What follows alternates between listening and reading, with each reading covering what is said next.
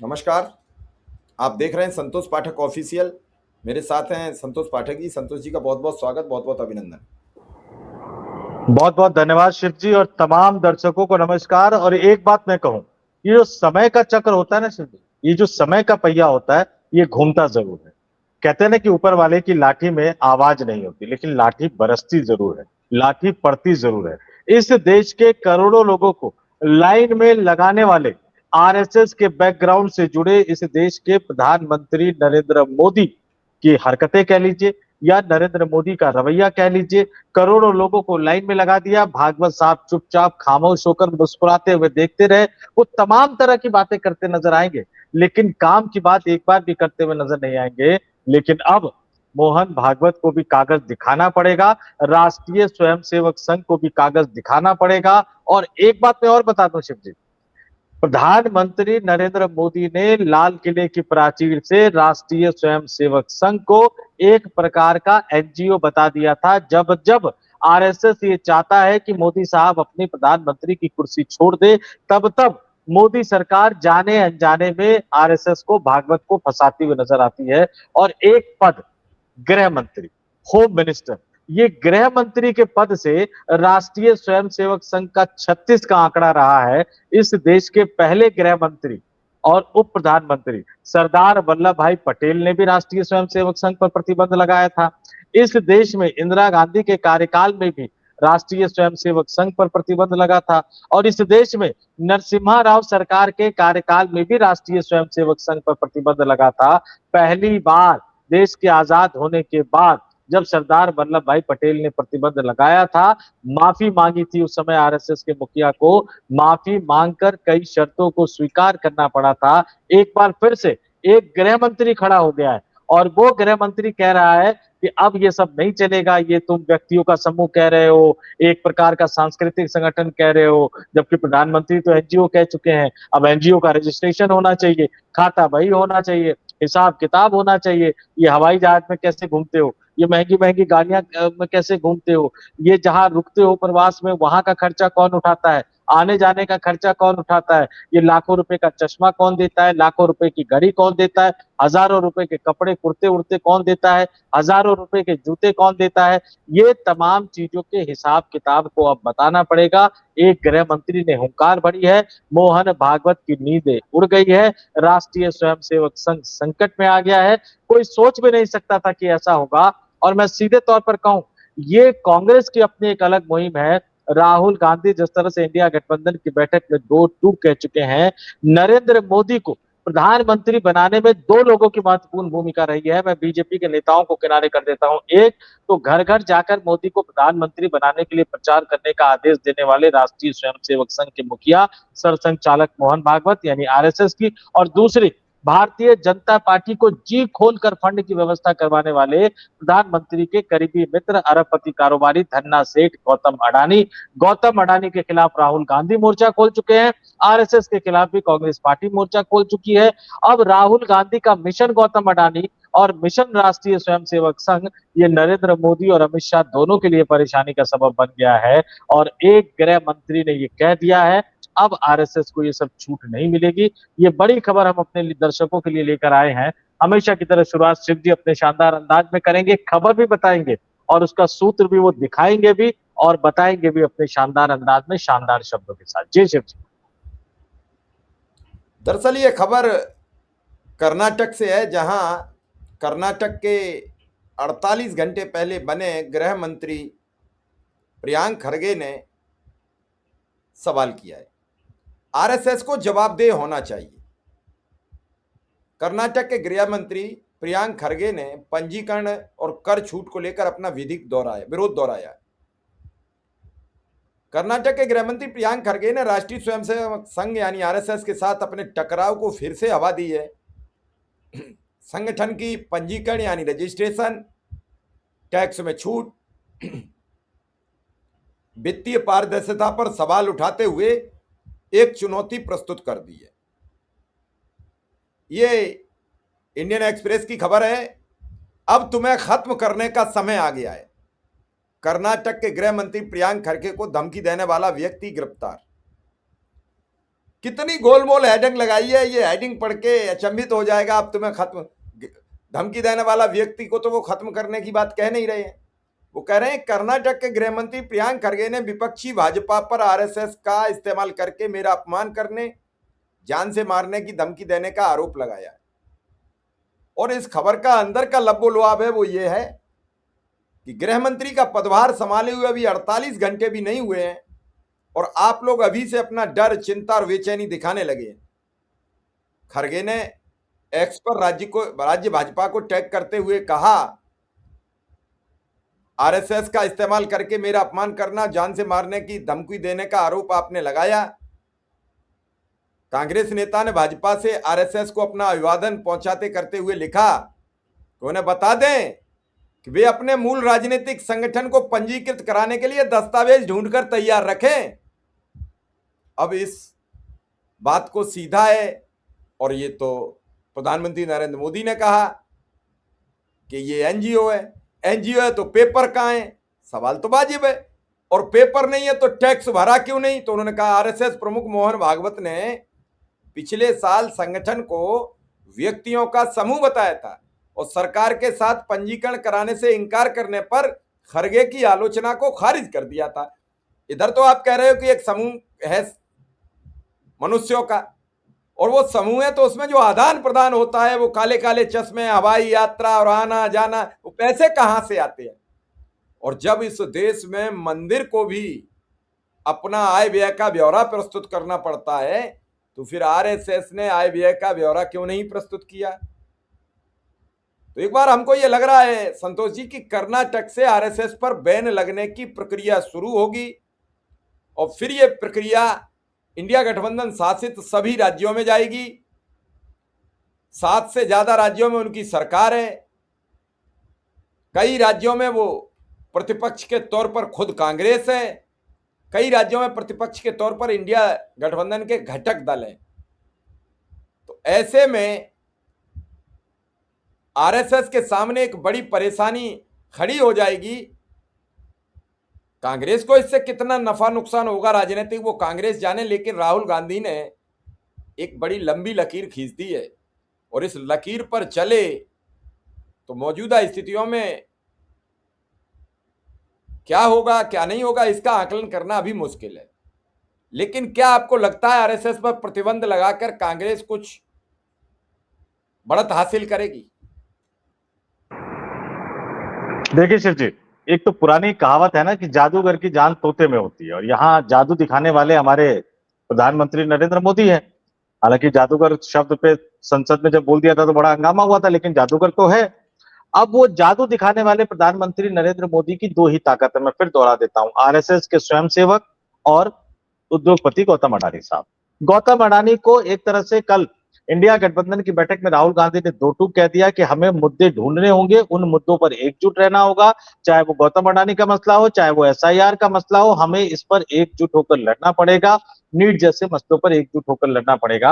अब ये खुला संदेश है, ये उन शरद पवार के लिए भी जो गौतम अडानी के साथ सार्वजनिक रूप से दिखते हैं, ये तमाम ममता बनर्जी, अखिलेश यादव, उमर अब्दुल्ला, तमाम इंडिया गठबंधन में शामिल नेताओं के लिए कि या तो आप इधर रहेंगे या आप अकेले रहेंगे या आप उधर रहेंगे। अब आपको फैसला करना है कि गौतम अडानी जैसे मसलों पर आप क्या करें। राष्ट्रीय स्वयंसेवक संघ को लेकर भी कोई सॉफ्ट कॉर्नर नहीं दिखाना है और मैं तो बड़ी एक गजब सी चीज अभी दिखाने वाला हूं, दर्शकों को बताने वाला हूं। राष्ट्रीय स्वयंसेवक संघ, पहली बात तो प्रियांक खड़गे के बारे में बता देता हूं। डीके शिव कुमार की सरकार में वो गृह मंत्री बने हैं और वो कांग्रेस पार्टी के राष्ट्रीय अध्यक्ष मल्लिकार्जुन खड़गे के बेटे, और मल्लिकार्जुन खड़गे भी आरएसएस पर प्रतिबंध लगाने की मांग कर चुके हैं, इनसे एक कदम आगे बढ़कर। और आरएसएस को इस देश के संविधान के लिए एक बड़ा खतरा राहुल गांधी भी बता चुके हैं। और बड़ी दिलचस्प बात, जब ये प्रियांक खड़गे ये कह रहे हैं तो आप ये मत समझिए कि कांग्रेस पार्टी के एक राज्य का गृह मंत्री ये कह रहा है, आप ये मानकर चल लीजिए कि गांधी परिवार ये कह रहा है, कांग्रेस पार्टी के राष्ट्रीय अध्यक्ष ये कह रहे हैं। और धीरे धीरे वो समय आ रहा है जब इंडिया गठबंधन के तमाम नेता भी, चाहे वो अडानी का मसला हो, चाहे वो राष्ट्रीय स्वयंसेवक संघ का मसला हो, वो राहुल गांधी और कांग्रेस पार्टी के सुर में सुर मिलाते हुए नजर आएंगे। लेकिन सवाल यह है कि फिर आरएसएस को रजिस्ट्रेशन से दिक्कत क्या है, ये एक बड़ा सवाल है। अब मैं इस सवाल का जवाब, देखिए, राष्ट्र निर्माण करते हैं, सांस्कृतिक संगठन है, गुरु दक्षिणा के आधार पर चलता है। आपको गुरु दक्षिणा देने वाले बड़े बड़े लोग हैं, संभ्रांत लोग हैं, वो भी आईटीआर भरते हैं, वो भी अपना हिसाब किताब देते हैं। तो आरएसएस को अपने रजिस्ट्रेशन से डर क्यों लगता है? इसके लिए आपको 1947 में जाना पड़ेगा, 1948 में जाना पड़ेगा। मेरे पास एक खबर है एनडीटीवी इंडिया की, ये गौतम अडानी साहब का एनडीटीवी है। 22 जुलाई 2024 लोकसभा चुनाव जो 2024 का समापन हुआ था उसके बाद, और इस बात को समझिए, इस बात को जानना बहुत जरूरी है। देश की आजादी के बाद देश के राष्ट्रपिता महात्मा गांधी की हत्या किसने की? नाथूराम गोडसे। इनकी तो सांसद भोपाल वाली जो थी पहले, वो नाथूराम गोडसे के महिमा मंडन में पता नहीं क्या क्या कह चुकी है। वाजपेयी हो या संघी हो, नाथूराम गोडसे के महिमा मंडन में लगातार चीजें कहते रहते। लेकिन नाथूराम गोडसे से आरएसएस ने अपना संबंध बिल्कुल अलग कर दिया था। क्यों? क्योंकि आरएसएस चूंकि रजिस्ट्रेशन नहीं है, तो ये पता नहीं है कि कौन उसका सदस्य है, कौन उसका सदस्य नहीं है। शिव जी, आप इस गंभीरता को समझिए। जिस दिन आरएसएस का रजिस्ट्रेशन हो गया, उस दिन आरएसएस की ताकत आधी हो जाएगी, क्योंकि फिर जो व्यक्ति अपराध करेगा, आपको पता लग जाएगा कि वो आरएसएस का सदस्य है या नहीं। नाथूराम गोडसे आरएसएस ने उस समय किनारा कर लिया था, लेकिन उस समय कुछ तो ऐसा हुआ होगा। देश के गृह मंत्री और उप प्रधानमंत्री सरदार वल्लभ भाई पटेल, जिनकी बड़ी सी मूर्ति इन्होंने बनाई है गुजरात में, उन्हें कुछ तो ऐसा लगा होगा कि उन्होंने आरएसएस पर महात्मा गांधी की हत्या के बाद प्रतिबंध लगा दिया। और इसके बाद ये 18 महीने तक, शिव जी, 1.5 साल तक ये प्रतिबंध रहा। और ये प्रतिबंध, मैं एनडीटीवी की खबर बता रहा हूं आपको, जुलाई 2024 की। ये प्रतिबंध 11 जुलाई 1949 को तब हटा जब देश के उस वक्त के गृह मंत्री सरदार वल्लभ भाई पटेल की शर्तें उस समय के, यानी तत्कालीन राष्ट्रीय स्वयंसेवक संघ के प्रमुख सरसंघचालक सदाशिव गोलवलकर ने मान ली। ये प्रतिबंध इन शर्तों के साथ हटा था। शिव जी, जरा शर्त बता देता हूं कि संघ अपना संविधान बनाएगा और उसको प्रकाशित करेगा, जिसमें चुनाव की खास अहमियत होगी और लोकतांत्रिक व्यवस्था के तहत चुनाव होगा। यानी आरएसएस का चीफ लोकतांत्रिक व्यवस्था के तहत चुना जाएगा, उनका नंबर 2, उनके पदाधिकारी, ये सब लोकतांत्रिक व्यवस्था के तहत चुने जाएंगे। और अगली शर्त थी कि आरएसएस को देश की राजनीतिक गतिविधियों से पूरी तरह से दूरी बनाकर रखना होगा। आरएसएस ने इस देश के पहले उप प्रधानमंत्री सरदार वल्लभ भाई पटेल को भी धोखा दे दिया। आरएसएस, वो कहते हैं कि हमारे राजनीति से कोई लेना देना नहीं है, लेकिन 24 घंटे 7 दिन ये जो प्रवास करते हैं भागवत साहब, दत्तात्रेय होश वाले साहब, वो क्या करते हैं? राजनीति ही तो करते हैं। जहां चुनाव होता है वहां चले जाते हैं, बीजेपी को जिताने की कोशिश करते हैं। उनसे विज्ञान भवन में सवाल पूछा जाता है कि भैया आप संगठन महासचिव से बीजेपी को ही क्यों देते हो, तो हंसते हुए कहते हैं कि कोई और पार्टी हमसे मांगती नहीं है, नहीं तो हम तो उनको भी दे देते। मतलब आप राजनीति में तो हो। दूसरी चीज, उनको जो कहा गया था कि चुनाव की खास अहमियत होगी और चुनाव लोकतांत्रिक व्यवस्था के तहत होगा। कौन से आरएसएस मुखिया का चुनाव लोकतांत्रिक व्यवस्था के तहत किया गया है? शिव जी, कौन से आरएसएस प्रमुख का किया गया है? तो इसलिए अब कांग्रेस पार्टी ने गर्दन पकड़ ली है। कांग्रेस पार्टी ने गर्दन पकड़ ली है कि रजिस्ट्रेशन करवाओ। कांग्रेस पार्टी ने गर्दन पकड़ ली है कि हिसाब किताब दो। कांग्रेस पार्टी ने गर्दन पकड़ ली है, जैसे ही रजिस्ट्रेशन हो जाएगा तो ये पता लग जाएगा कि भैया प्रियांक खड़गे को जो धमकी देने वाले लोग हैं, अभी तो नहीं, अब आगे पता लगेगा कि किसी भी नेता को धमकी देने वाले लोग आरएसएस से जुड़े हैं या नहीं जुड़े। ये अब राहुल गांधी ने वाकई नरेंद्र मोदी की ताकत को पहचान लिया है कि वो ताकत कहां से मिलती है। और अब आज नहीं तो कल ये तय मानकर चल लीजिए कि ये बात शुरू हो गई है। राष्ट्रीय स्वयंसेवक संघ को अब इस देश के कानून के हिसाब से अपना रजिस्ट्रेशन कराना पड़ेगा। और ये भी होगा भैया, रजिस्ट्रेशन के बाद चंदे की छूट वाली व्यवस्था भी तो लागू करनी होगी। अब हमारे जो गृह मंत्री हैं, वो कर्नाटक वाले नहीं, देश वाले जो गृह मंत्री हैं, बहुत सारों का वो एफसीआरए और पता नहीं कौन कौन सा लाइसेंस रद्द कर दिया था ना, कि बाहर से पैसा आता है, हिसाब किताब नहीं है, पारदर्शिता नहीं है, कई तरह के आरोप सोनम वांगचुक पर भी लगाए गए थे। अब वो तमाम चीजें उनको आईना दिखा दिया है प्रियांक खड़गे ने, कर्नाटक के गृह मंत्री ने, इस देश के गृह मंत्री को, कि भैया पारदर्शिता की बात करते हो, राष्ट्रभक्ति की बात करते हो, देश की बात करते हो, एनजीओ के कार्यकलाप की बात करते हो, तो ये जो तथाकथित सबसे बड़ा एनजीओ जिनको प्रधानमंत्री ने लाल किले की प्राचीर से बता दिया, उन राष्ट्रीय स्वयंसेवक संघ का रजिस्ट्रेशन कहाँ है, उनको दिए जाने वाले चंदे का हिसाब किताब कहाँ है, ये तमाम चीजें। और ऐसे माहौल में जब भागवत साहब मोदी जी को बार बार कहते हैं गद्दी छोड़ दो, तो गुजराती लॉबी क्या इस मौके का फायदा उठाएगी? ये अपने आप में बड़ी दिलचस्प सी बात है शिव जी, जिस पर हम तमाम लोगों को नजर बनाए रखेंगे।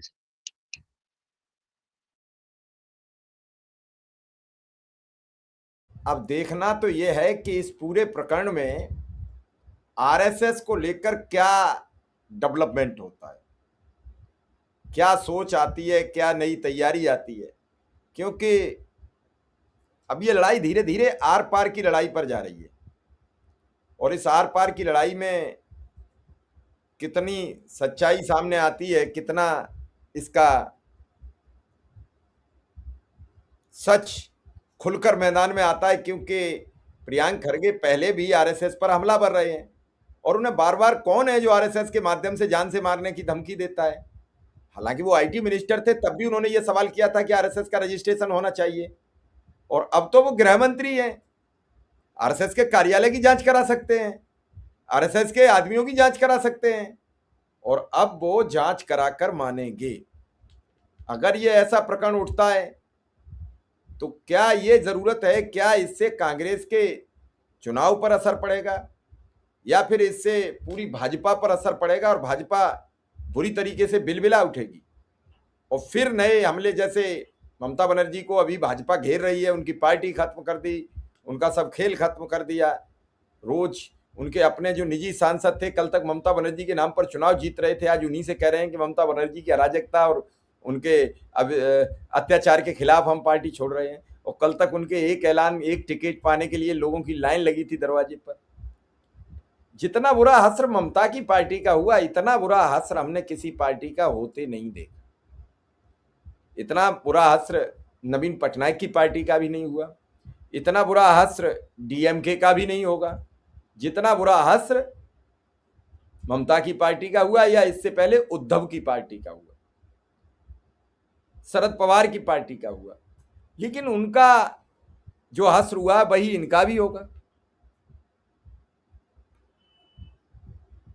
इनके साथ के भी लोग उन्हीं के साथ चले गए और शरद पवार के खुद भतीजे अजित पवार जो इस दुनिया में नहीं है वो उनके साथ चले गए।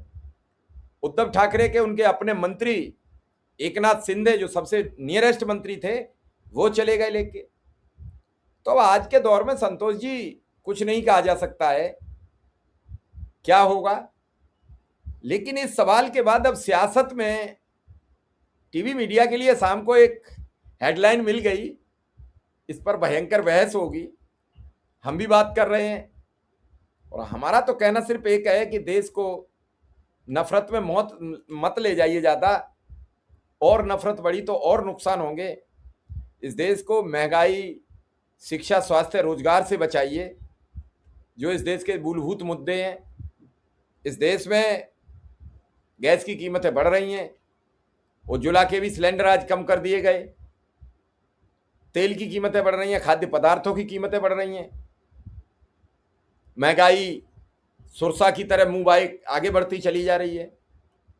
तो इन सब चीज़ों पर सरकार को बात करनी चाहिए, दोनों को, ना कि आरएसएस और उन पर। आरएसएस तुम्हारा निजी मुद्दा हो सकता है, आरएसएस तुम्हारी निजी बात हो सकती है, लेकिन एक बड़ी बात यह है कि आरएसएस अब राजनीतिक संगठन है, ये कह के छूट नहीं सकता कि हमारा भाजपा से कोई लेना देना नहीं है। हर प्रदेश में संगठन महामंत्री है, केंद्र में संगठन महामंत्री है, अगर ये नहीं है तो अपने पद हटाओ सब। क्यों है बीएल संतोष जी, क्यों है सभी राज्यों में संगठन महामंत्री? नहीं, एक बात और है शिव जी, एक बात और है जो कर्नाटक में गृह मंत्री ने कहा। देखिए, आरएसएस ताकत है भाजपा की सरकार बनाने की, इसलिए आरएसएस जिम्मेदारी से मुक्त नहीं हो सकता। इस देश में जितने घोटाले हुए हैं, इस देश में जितने पेपर लीक हुए हैं, इस देश में जितने 1 करोड़ से ज्यादा युवाओं के सपनों को कुचला गया है, उसके लिए जितने जिम्मेदार धर्मेंद्र प्रधान है, नरेंद्र मोदी है, उतने ही जिम्मेदार मोहन भागवत, बल्कि मोहन भागवत ज्यादा जिम्मेदार है। भैया, मोदी और धर्मेंद्र प्रधान को तो कुर्सी का लालच हो सकता है, भागवत जी आप कौन से देश की संवैधानिक कुर्सी पे बैठे हैं? आपको ये सब दिख नहीं रहा? अभी 2 दिन पहले उन्होंने सलाह दी है, विश्व गुरु और पता नहीं क्या क्या कहा था। अरे कौन सी दुनिया में रहते हैं भागवत साहब आप? आपको ये करोड़ों बच्चे जो परेशान घूम रहे वो नजर नहीं आ रहे? एक बोल आपके मुंह से नीट का नाम नहीं निकल रहा है, एनटीए का नाम नहीं निकल रहा है। अब यहां पे मैं दूसरी चीज कहना चाहूंगा, जहां जहां कांग्रेस की सरकारें हैं वहां वहां कीजिए, लेकिन जहां जहां कांग्रेस की सरकारें नहीं है, महाराष्ट्र में कांग्रेस पार्टी क्या कर रही है, महाराष्ट्र में उद्धव ठाकरे क्या कर रहे हैं, महाराष्ट्र में शरद पवार क्या कर रहे हैं? ये जो नीट घोटाले में जितनी गिरफ्तारी हुई है, एनटीए नीट पेपर लीक वाले मामले में, महाराष्ट्र से बहुत ज्यादा लोग हैं, राजस्थान से बहुत ज्यादा लोग हैं। अरे खोजबीन कीजिए ना, कुंडली निकालिए उनकी, कुंडली निकालेंगे तो कहीं ना कहीं वो आरएसएस से जुड़ता हुआ नजर आएगा। कोई तो वजह रही होगी कि सरदार वल्लभ भाई पटेल ने बैन लगाया था राष्ट्रीय स्वयंसेवक संघ पे, देश के पहले गृह मंत्री और उप प्रधानमंत्री ने। आप उन वजहों को तलाशिए, जब तक रजिस्ट्रेशन नहीं होता तो बिना रजिस्ट्रेशन के ये आरएसएस के जो भ्रष्टाचारी घूम रहे हैं, जिनका लिंक आरएसएस से जुड़ता हुआ नजर आता है, उनकी पोल खोलिए। अब दूसरी बात ममता बनर्जी पर देखिए, ममता बनर्जी बहुत अनुभवी नेता है, न जाने कितनी बार लाठियां खाई हैं, कितनी बार सड़कों पर संघर्ष किया है, लेफ्ट फ्रंट की सरकार के खिलाफ संघर्ष किया है, कांग्रेस की पुरानी नेता रही हैं। कांग्रेस से अलग होकर उन्होंने तृणमूल कांग्रेस का गठन किया। कम से कम ममता बनर्जी से उस तरह की गलती की उम्मीद में नहीं कर सकता था, जो गलती एक जमाने में राजनीति में नए नवेले आए राजीव गांधी ने की थी। हालांकि राजीव गांधी को 6 महीने में ही वो गलती समझ में आ गई थी। संजय गांधी की मृत्यु के बाद राजीव गांधी राजनीति में आए। इंदिरा गांधी की हत्या के बाद अचानक उनको देश का प्रधानमंत्री बना दिया गया। उनके इर्द गिर्द सब अजब गजब टाइप के लोग थे। अरुण सिंह कह लीजिए, अरुण नेहरू कह लीजिए, फिल्मी दुनिया से आए अमिताभ बच्चन कह लीजिए, उन सब ने राजीव गांधी को एक पाठ पढ़ा दिया। ये जितने बड़े बड़े दिग्गज नेता है सबको हराओ। उसके बाद राजीव गांधी ने क्या किया? Atal Bihari Vajpayee off the record कहा जाता है कि पूछा कि भैया माधवराव सिंधिया कहां से लड़ेंगे कांग्रेस से। ये पहले बड़े बड़े नेताओं में सेटिंग गेटिंग होती थी। उन्होंने कहा कि नहीं, आप वहां से लड़ लीजिए, वहां से जो है माधवराव सिंधिया नहीं लड़ेंगे। अटल बिहारी वाजपेयी गए मध्य प्रदेश में, पर्चा भर दिया उन्होंने लोकसभा का। और जो आखिरी दिन था, पर्चा भरने की टाइमिंग खत्म होने से कुछ मिनट पहले माधवराव सिंधिया ने जाके पर्चा भर दिया। अटल बिहारी वाजपेयी को कहा गया दूसरी सीट पे चले जाइए, जैसे आडवाणी 91 में चले गए थे। अटल बिहारी वाजपेयी ने कहा कि नहीं, अब वो ग्वालियर में के उनका मूल था ग्वालियर का, तो कह रहे नहीं, अब राजा की टक्कर प्रजा से होनी है तो होनी है। अब ये जनता तय करेगी कि राजा को जिताएंगे कि प्रजा को जिताएंगे। अटल बिहारी वाजपेयी लड़े, चुनाव हार गए। अब उसके बाद राजीव गांधी के लोगों ने कहा देखिए क्या कामयाब हो गए। हेमवती नंदन बहुगुणा जैसे नेता के खिलाफ किसको खड़ा किया उन्होंने? बॉलीवुड से लाके अमिताभ बच्चन को खड़ा किया। ऐसे उन्होंने बड़े बड़े नेताओं को हरा दिया। अब बड़े बड़े नेताओं को हराकर 1984 में 416 सीटों के साथ प्रधानमंत्री तो बने, लेकिन जब लोकसभा में गए तो उन्होंने क्या देखा राजीव गांधी?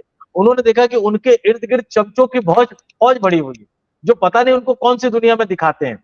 और सामने क्या देखा उन्होंने? जितने बड़े नेता थे चुनाव हार गए, कांग्रेस पार्टी ने चुनाव हरा दिया। बहुत जल्द उनको समझ में आ गया कि गड़बड़ी हो गई। उसके बाद किस तरह से उन्होंने अटल बिहारी वाजपेयी को इलाज के लिए बाहर भेजा, वो तमाम चीजें धीरे धीरे उनको समझ में आ गई। बीपी सिंह किस तरह से निकले और किस तरह से आंदोलन रहा।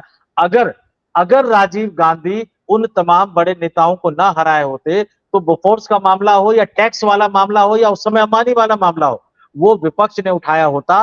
वीपी सिंह को हीरो बनने का मौका नहीं मिलता। गलती थी, राजीव गांधी समझ गए। ममता बनर्जी ने क्या किया? इनके इर्द गिर्द भी ऐसे ही लोग खड़े हो गए। अधीर रंजन चौधरी लोकसभा में विपक्ष के नेता थे, शिव, कांग्रेस पार्टी के सांसद थे, लोकसभा में विपक्ष के नेता थे, शैडो प्राइम मिनिस्टर माना जाता है। आप विपक्ष गठबंधन में शामिल थी।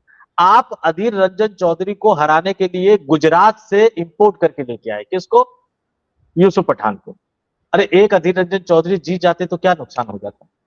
कम से कम जिनको कांग्रेस पार्टी ने लोकसभा में विपक्ष का नेता बनाया था, उनको तो थोड़ी सी इज्जत दे देते।